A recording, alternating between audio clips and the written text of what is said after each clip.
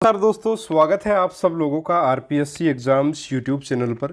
प्यारे साथियों, आज के इस वीडियो में अपन बात करेंगे कि रीट का पेपर आप किस क्रम में कर सकते हैं, किस सब्जेक्ट को पहले हल करें, किसको बाद में हल करें।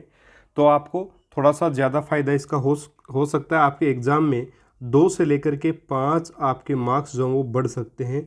इस चीज़ को अगर आप ध्यान में रख करके पेपर को करते हो तो बिल्कुल तरीके से बताऊंगा, बिल्कुल आपको फैक्ट के साथ इन चीज़ों को बताऊंगा। मैंने किस प्रकार से पेपर हल किया यह भी इस वीडियो में डिस्कस करेंगे, और पेपर को करने का तरीका क्या रहेगा इसके ऊपर भी अपन डिस्कशन थोड़ा सा करेंगे। तो चलिए शुरू कर लेते हैं वीडियो को बिना समय गवाए। आप सभी का स्वागत है।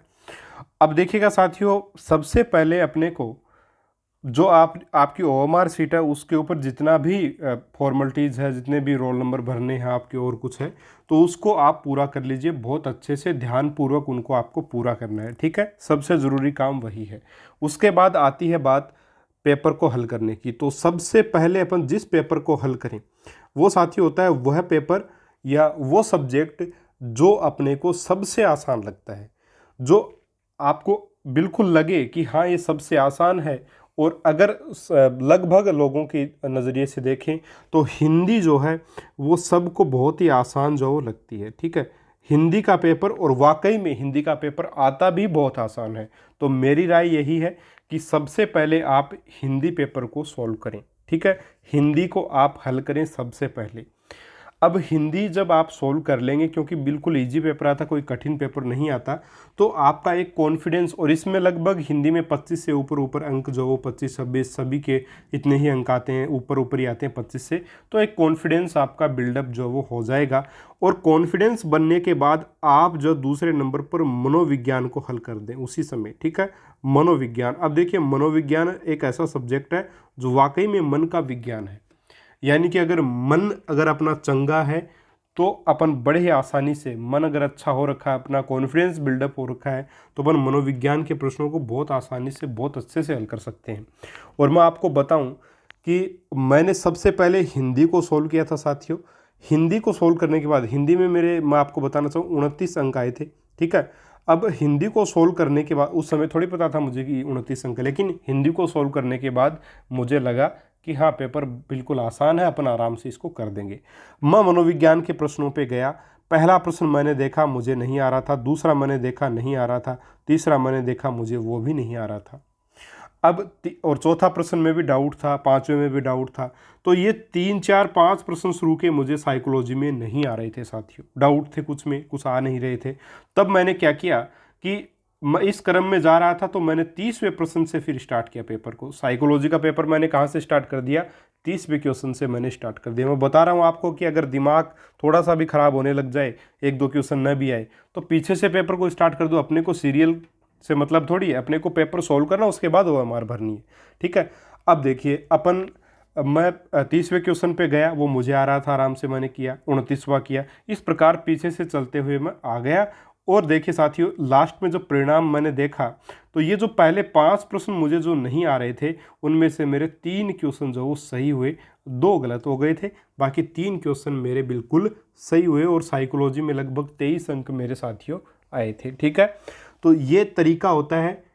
प्रेशर आप बिल्कुल भी नहीं लें, प्रेशर को रिलीज करें, क्योंकि 4 5 प्रश्न साइकोलॉजी देखिए एक स्तरीय आएगा पेपर, इसमें कोई दो राय नहीं है। तो मनोविज्ञान का पेपर आसान आ जाए तो बहुत अच्छी बात है, लेकिन ज़्यादा संभावना यही है कि स्तरीय पेपर आएगा। तो आप इस तरीके से भी, अगर स्टार्टिंग के प्रश्न नहीं आ रहे हैं आपको, तो पीछे से स्टार्ट कर लीजिए, कोई दिक्कत नहीं है, ठीक है। ये बात होती है दूसरे नंबर के सब्जेक्ट मनोविज्ञान की। तो मनोविज्ञान को अपन इस प्रकार से हल कर सकते हैं, और दूसरे नंबर पर आप मनोविज्ञान को हल करें। तीसरे नंबर पर आपको उस सब्जेक्ट को करना है जो आपको बहुत अच्छा आता है, ठीक है, इन दोनों के बाद में।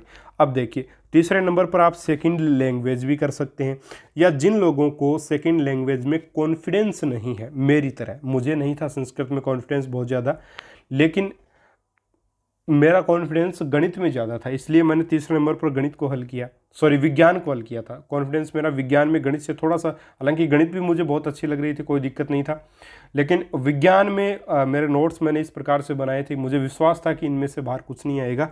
तो मैंने तीसरे नंबर पर साथियों विज्ञान को सोल्व किया था। आप अगर चाहो तो आप सेकेंड लैंग्वेज को भी कर सकते हो। अब इसके बाद में मैंने चौथे नंबर पर साथियों गणित को सोल्व किया, और उसके बाद में मैंने साथियों लास्ट में किया संस्कृत को, ठीक है। अब आप क्या कर सकते हैं। अब मैंने ऐसा क्यों किया, देखिए मनोविज्ञान को करने के बाद विज्ञान मुझे आसान लग रहा था, कोई दिक्कत नहीं। विज्ञान और गणित में मुझे, आप जिसको चाहो पहले बाद में कर सकते हो क्योंकि लगभग एक जैसा ही मैट्रिक्स में आता है।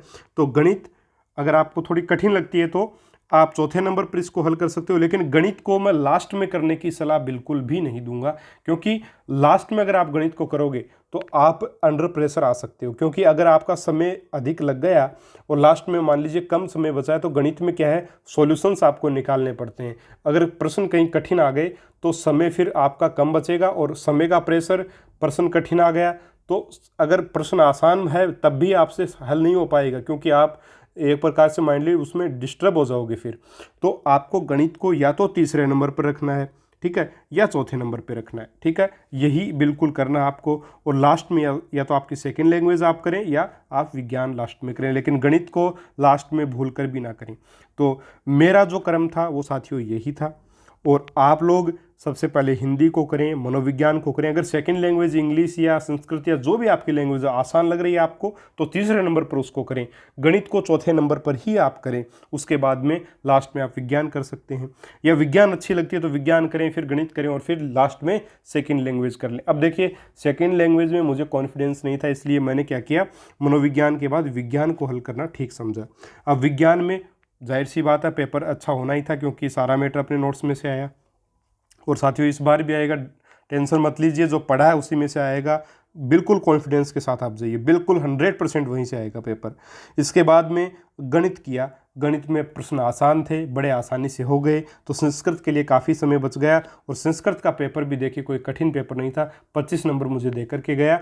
और साथियों लगभग जो समय, टोटल 128 अंक बने, और लगभग जो समय आपका 150 मिनट का होता है, 135 मिनट में मैंने अपना पूरा पेपर कर लिया, और OMR शीट भी मैंने भर दी थी। अब देखिए OMR शीट भरने का तरीका क्या है OMR के लिए, उसका भी अपन थोड़ा सा डिस्कशन कर लेते हैं। काफ़ी बच्चे क्या होते हैं 150 के 150 क्वेश्चन सोल्व करते हैं, उसके बाद में OMR पे जाते हैं, जो कि एक बिल्कुल ही गलत तरीका होता है, ठीक है, बिल्कुल गलत तरीका होता है।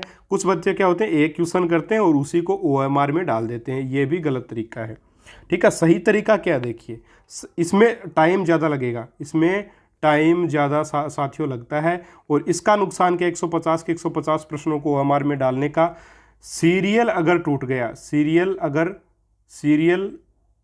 गड़बड़ा गया तो बहुत नुकसान होगा, बिल्कुल बहुत नुकसान हो सकता है, बिल्कुल। अगर एक भी सीरियल टूट गया तो ये मान लीजिए आगे के सारे प्रश्नों के सीरियल खराब हो गए, और आपके नंबर आने थे 130, आए हैं आपके 60 नंबर या 50 नंबर या 20 नंबर, ऐसी हालत हो सकती है। ऐसी हुई है साथियों, काफ़ी लोगों के साथ ऐसा हुआ है। तो इस चीज़ को ध्यान में रखें, 150 प्रश्नों को सीधा OMR में बिल्कुल भी नहीं डालें। अगर आप डाल रहे हैं तो बहुत ज़्यादा ध्यान से आपको करना चाहिए, ठीक है। एक एक क्वेश्चन आप करोगे तो टाइम ज़्यादा लग जाएगा। आपको करना क्या है, 30 क्वेश्चन का एक सब्जेक्ट का सेट होता है, ठीक है, 30 क्वेश्चन का। इन 30 क्वेश्चन को हल कीजिए और ध्यानपूर्वक OMR में इनको डाल दीजिए, ठीक है। जैसे सबसे पहले आपने हिंदी के 30 प्रश्नों को सोल्व किया, OMR में डाल दिया, ठीक है। उसके बाद साइको के 30 प्रश्नों को सोल्व किया, OMR में डाल दिया। हिंदी के 30 प्रश्नों को OMR में डालने और हल करने के लिए आपको 25 मिनट काफ़ी हैं साथियों, क्योंकि 5 मिनट में आप 30 प्रश्नों को बड़े आसानी से OMR में डाल सकते हो ध्यानपूर्वक, ठीक है। 20 मिनट में हिंदी को आराम से सोल्व कर सकते हो। साइको के लिए आप 30 मिनट का समय ले सकते हैं, थोड़ा सा सोचने विचारने के लिए। साइंस में भी आपका जो है वो लगभग आपका 25 मिनट में पूरा साइंस OMR में डाल सकते हैं आप, और हल भी कर सकते हैं, ठीक है। तो और 25 25 50 और 30 80 मिनट हो गई आपकी। अब 80 संस्कृत या सेकंड आपकी जो मैथ्स है, उस मैथ्स को आप यहाँ पे अगर चाहो तो 35 से लेकर के 40 मिनट का समय दे सकते हो। मैं चाहूँगा आप 35 मिनट, और बिल्कुल 35 मिनट में हो जाएगा साथियों मैथ्स का पेपर, कोई दिक्कत नहीं आएगी। या चलिए 40 मिनट अगर आप लगा लेते हैं OMR के साथ, तब भी आपका देखिए 120 मिनट बचा, और लास्ट में 30 मिनट आपकी सेकंड लैंग्वेज के लिए बचेंगी, जिनको कि आप बड़े आसानी से जो है वो कर सकते हो और OMR में डाल सकते हो, ठीक है।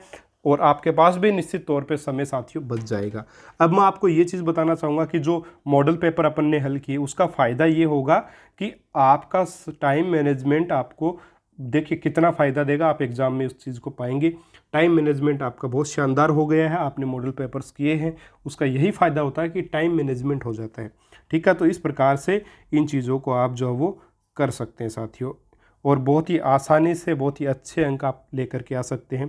ठीक है, तो ये OMR शीट को भरने का तरीका है, मेरे हिसाब से ये बेस्ट रहेगा, मैंने यही किया था। चलिए, इसके अलावा एक और चीज़ आती है कि किसी भी प्रश्न को स्किप नहीं करना है, किसी भी प्रश्न को छोड़ना नहीं है। ठीक है, प्रश्न को छोड़ना नहीं है, ये नहीं करना, छोड़ना नहीं है, क्योंकि अपने को ये नहीं करना है कि इस प्रश्न को मैं चलिए बाद में देख लेता हूँ, मुझे नहीं आता। गणित आपका जो रीट है उसमें कोई भी नेगेटिव मार्किंग नहीं है, रीट में नेगेटिव मार्किंग साथियों नहीं है। अब नेगेटिव मार्किंग नहीं है तो आपको प्रत्येक प्रश्न करते हुए आगे बढ़ना है। अपन स्किप कर देंगे या छोड़ देंगे या बाद के लिए छोड़ देंगे तो क्या होता है, अपन जब 150 प्रश्नों, अपना दिमाग इस हिसाब से काम करता है कि 150 मिनट में अपने 150 प्रश्नों को करना है। अब इसमें बीच में छूट गए उससे कोई मतलब नहीं होता दिमाग को, वो लगातार उसी क्रम में चलेगा। ठीक है, लास्ट में आपको ये लगेगा आप मेरे प्रश्न बचे हुए, अंडर प्रेशर आओगे। तो इससे अच्छा आप प्रश्न को वहीं क्लियर करते चलें और आपकी तैयारी शानदार है, निश्चित ही आपको किसी प्रश्न में डाउट नहीं होगा। अगर डाउट है भी एक दो ऑप्शन में, अगर दो ऑप्शन में आपको डाउट है तो जो दिमाग में पहले उसी को आपको सही कर देना, क्योंकि माइंड सबसे पहले सही आंसर को ही क्लिक करता है, उसके बाद में कन्फ्यूज़न होता है। ठीक है, तो सबसे पहले जो दिमाग में उसी को आप टिक कर दीजिएगा। ठीक है, और अगर पहले और दूसरे या पहले या तीसरे ऑप्शन में आपको डाउट लग रहा है तो दूसरे या तीसरे ऑप्शन पे जाने की कोशिश कीजिएगा, वहाँ पे आपको सही आंसर ज़्यादा मिलने की संभावना होती है। तो ये कुछ चीज़ें हैं जिनका आपको ध्यान में रखना है, बाकी बड़े आसानी से पेपर किया जा सकता है। क्रम आपको मैंने बता दिया। देखिए, बिल्कुल भी आपको चिंतित होने की आवश्यकता नहीं है, बेवजह किसी भी चीज़ को दिमाग में मत लीजिएगा।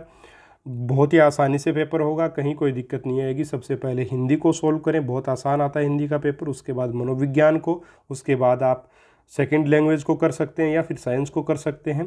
गणित को उसके बाद में करें और लास्ट में आप जो भी चाहें सेकंड लैंग्वेज या साइंस उसको कर सकते हैं, लेकिन गणित को लास्ट में बिल्कुल भी नहीं करना है। ठीक है, और प्रश्न को बिल्कुल भी स्किप नहीं करना है, सभी को प्रश्नों को करते हुए आगे बढ़ना है। 30-30 के सेट में OMR में इन प्रश्नों को भरना है ताकि कोई गलती आपसे न हो जाए, आपके आंसर्स बिल्कुल सही टिक हों।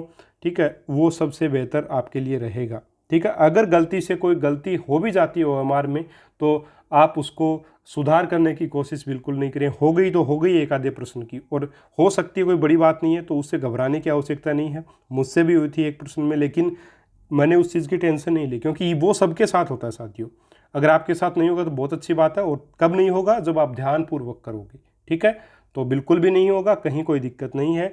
आप बहुत ध्यान से प्रश्नों को करें, बहुत ही आसानी से आपका पेपर अच्छे से हो जाएगा, और 26 तारीख को आप निश्चित ही बहुत ही मुस्कुराते हुए चेहरे के साथ बाहर निकलोगे कि मेरा पेपर वाकई में बहुत शानदार हुआ है। ठीक है, चलिए, उम्मीद करूँगा आज का वीडियो आपको पसंद आया होगा।